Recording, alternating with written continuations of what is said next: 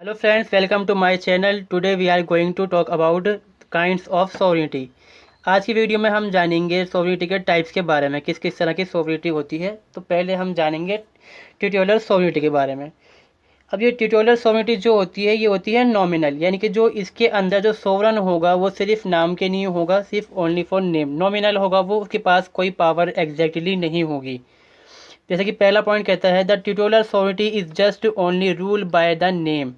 यानी कि वो सिर्फ नाम के लिए रूलर होगा वहाँ पर,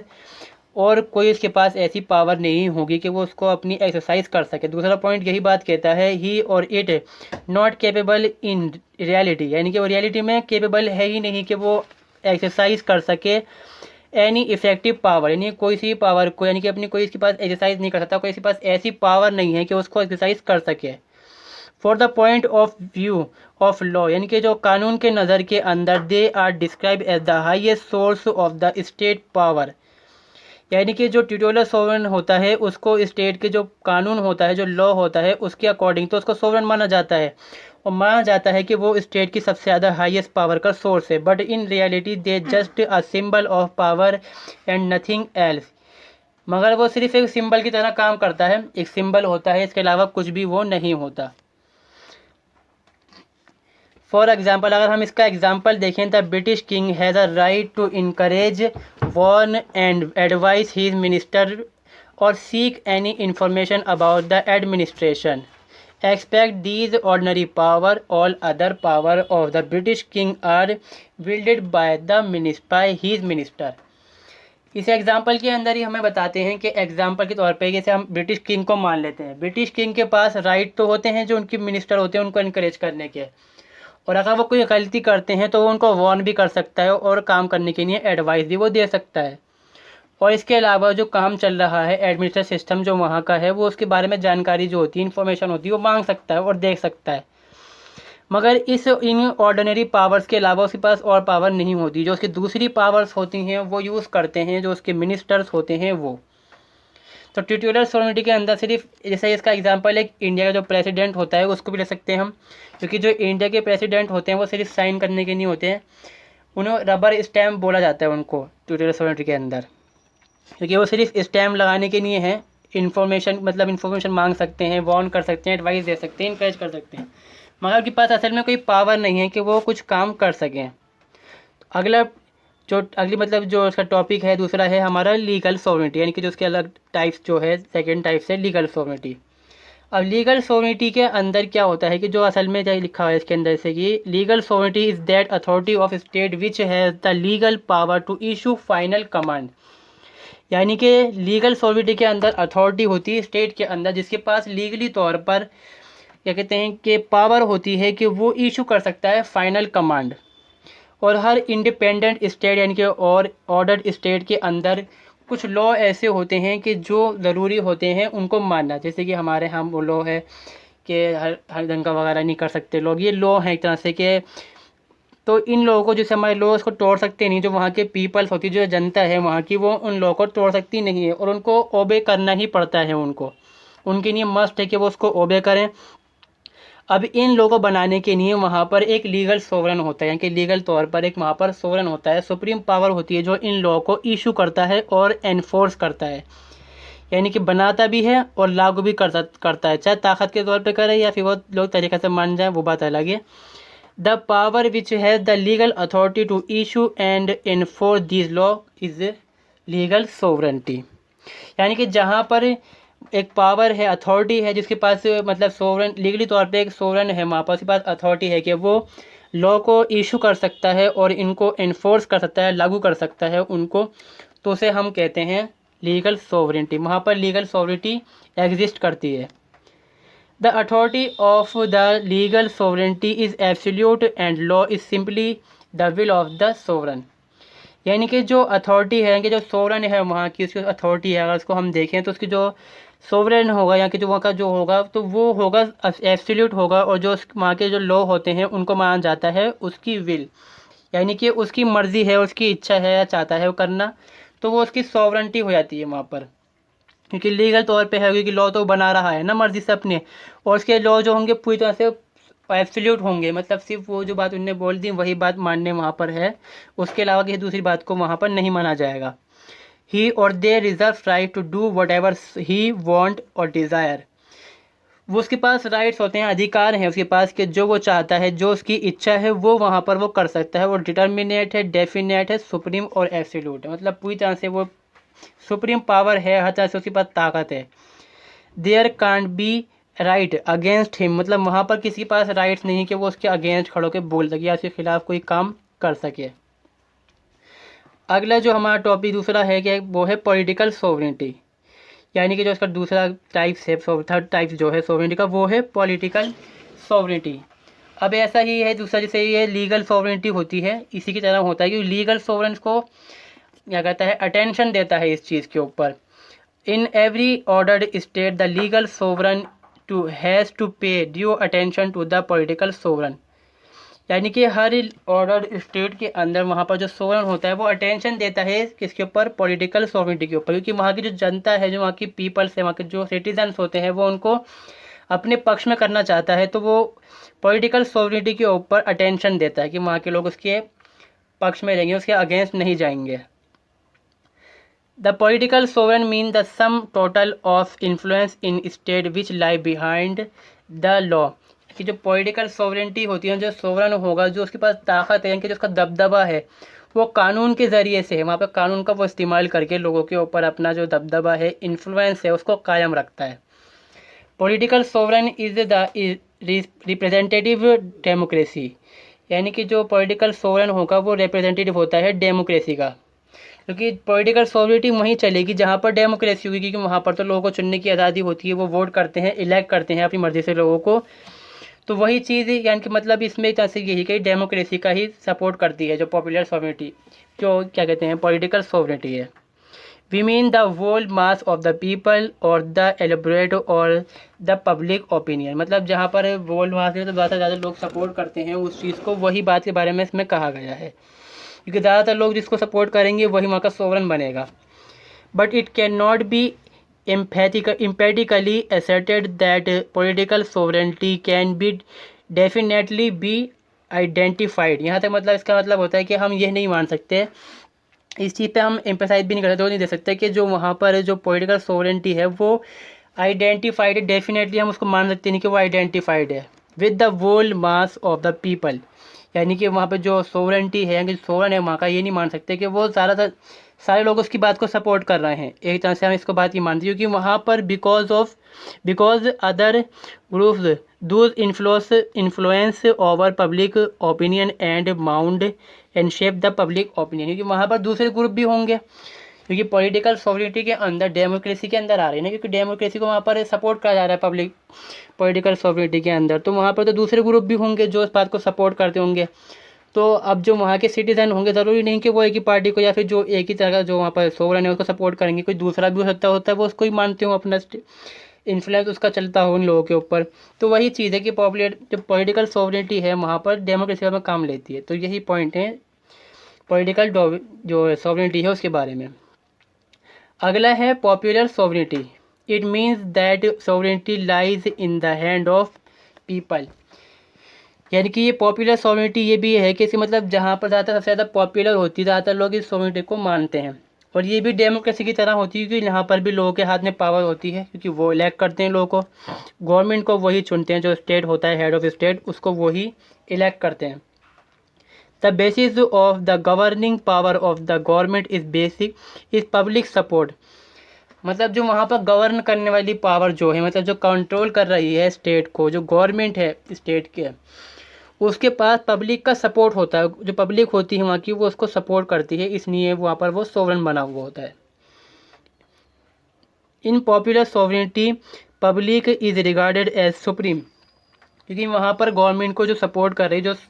सोवरेन है उसको पब्लिक सपोर्ट कर रही है, इसलिए उसको वहाँ पर जनता ही जो वहाँ की है वही जो मेन पावर होती है, जो सुप्रीम है वही वहाँ की जनता होती है, कि जो सिटीजन्स होते हैं वहाँ के वहीं पर वो सुप्रीम होते हैं। अगला है डिफैक्टो और एंड डी ज्योरे सोवरेनिटी, यानी कि जो डिफैक्टो होता है और होता है डी ज्योर।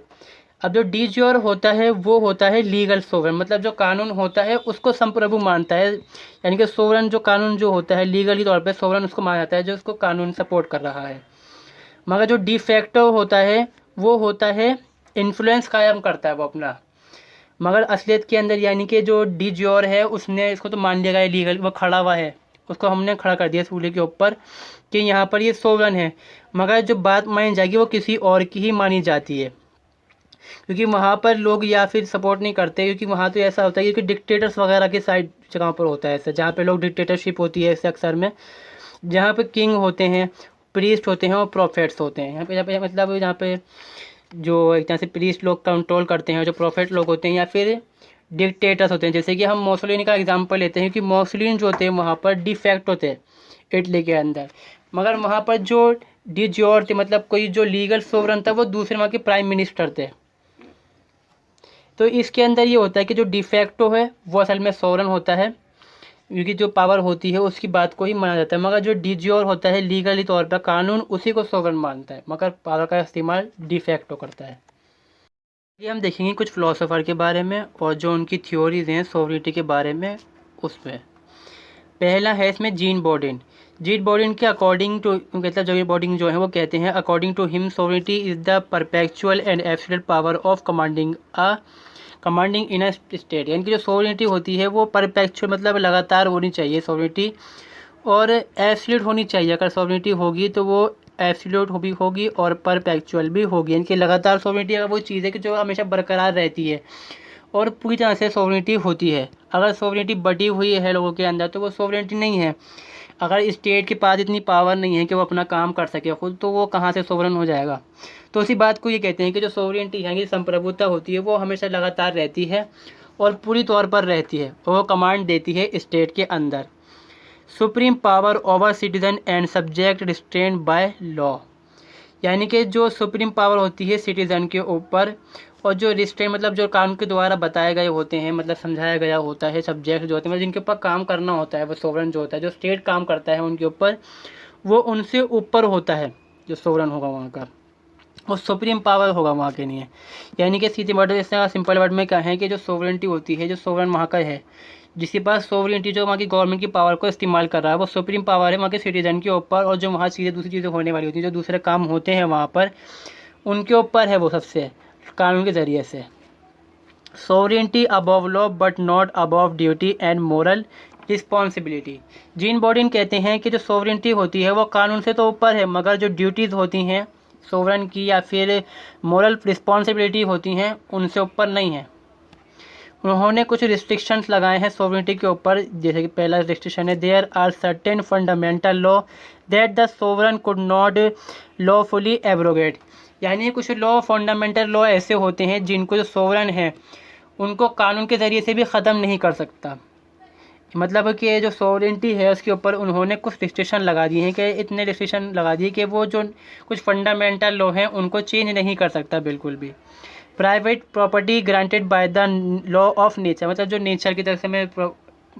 एक तरह से हमें राइट मिला हुआ है कि हमारे पास प्रॉपर्टी होनी चाहिए, तो उसको जो वो है क्या कहते हैं सोवरन है उसको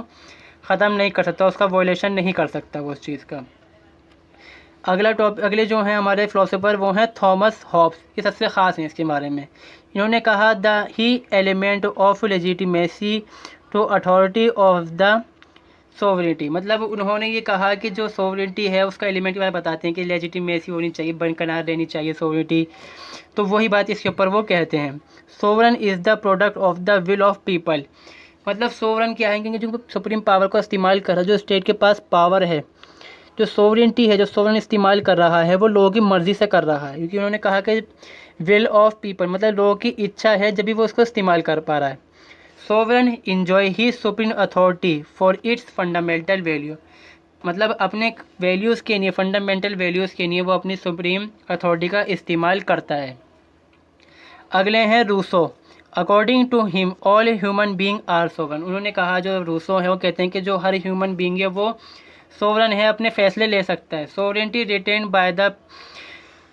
the people of the state, मतलब जो सोवरेनिटी होती है स्टेट की जो जनता होती है, जो कि सिटीजन्स होते हैं, वो देते हैं सोवरन को, स्टेट को।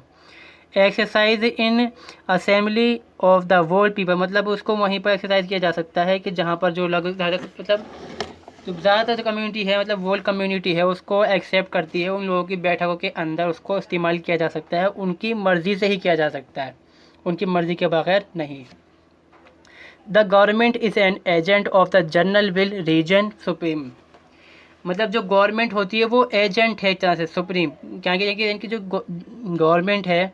वो स्टेट का एक एजेंट होता है, जो कि उसके पास विल होती है काम करने की, सुप्रीम पावर मिलती है। क्योंकि अब ये इसने कहा गया है कि जैसे स्टेट है उसके पास सोवरेनिटी है काम करने की, तो जो उसकी सोवरेनिटी का इस्तेमाल कौन करा है, तो कोई डिक्टेटर होना चाहिए। पर आज के वक्त में डिक्टेटर नहीं होते, तो इस बारे में क्या होता है कि गवर्नमेंट होती है आज के वक्त में, तो गवर्नमेंट उसकी पावर का इस्तेमाल करती है। अगले हैं जेनरी बेंथम। बेंथम कहते हैं sovereignty should be justify his authority bye useful legislature, मतलब ये कहते हैं कि जो सोवरेनिटी होती है वो जस्टिफाई की जानी चाहिए लेजिस्लेचर के जरिए, मतलब जहाँ पर लोगों को चुन के बैठाया जाए उसके ज़रिए से हम अपनी सोवरेनिटी को दिखाएंगे, जस्टिफाई करेंगे। मतलब सोवरेनिटी को हम इस तरह जस्टिफाई कर रहे हैं कि हमें लोगों ने चुना है और हमारे पास असेंबली है और लोगों की मर्ज़ी से हमें सोवरेनिटी मिली है और हम काम करेंगे with the object of promoting the greatest goal of the grants number,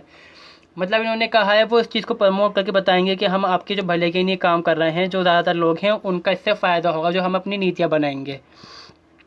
मतलब जेनरी बेंथम ये कह डालते हैं कि जो सोवरेनिटी है उसको जस्टिफाई करना पड़ेगा एक यूज़फुल लेजिस्लेचर के जरिए से,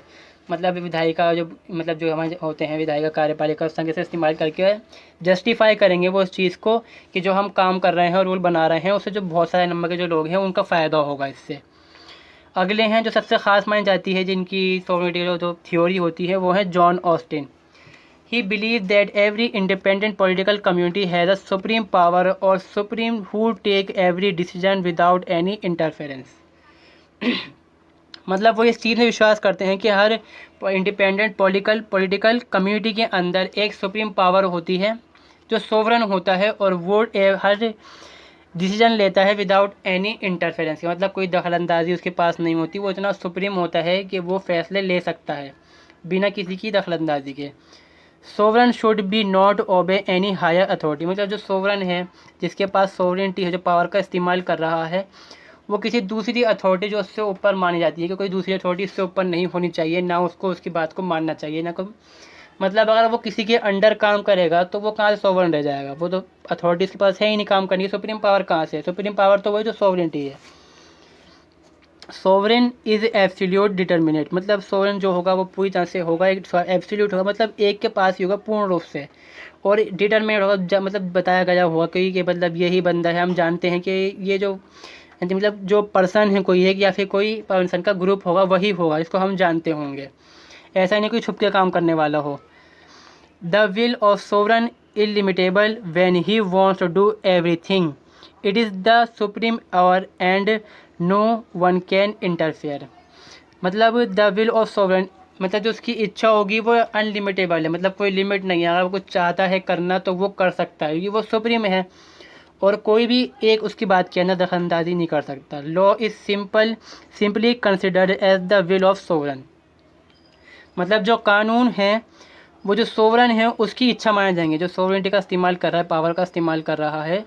कानून को उसकी इच्छा ही माना जाएगा। तो आई होप दोस्तों आज समझ चुके होंगे इस वीडियो के अंदर कि कौन कौन से टाइप्स होते हैं सोवरेनिटी के, और जो फ़िलोसोफर हैं जिन्होंने अपनी थ्योरीज़ दी हैं सोवरेनिटी के बारे में, जिसमें जेनरी बेंथम है, ऑस्टिन में सबसे ख़ास हैं थॉमस हॉब्स के अलावा जीन बॉर्डन वगैरह भी हैं। तो हम इस वीडियो के अंदर समझ चुके हैं कि जो टाइप्स हैं कौन कौन से होते हैं सोवरेनिटी के और जो इनकी फ़िलोसफी हैं जो फ़िलोसोफर ने दी हैं वो। दोस्तों इस वीडियो के अंदर फिर इतना ही, और मेरी इस तरह की दूसरी वीडियोस देखने के लिए आप मेरे चैनल को सब्सक्राइब ज़रूर करें एंड लाइक शेयर ज़रूर करें। तो thank you for watching my videos.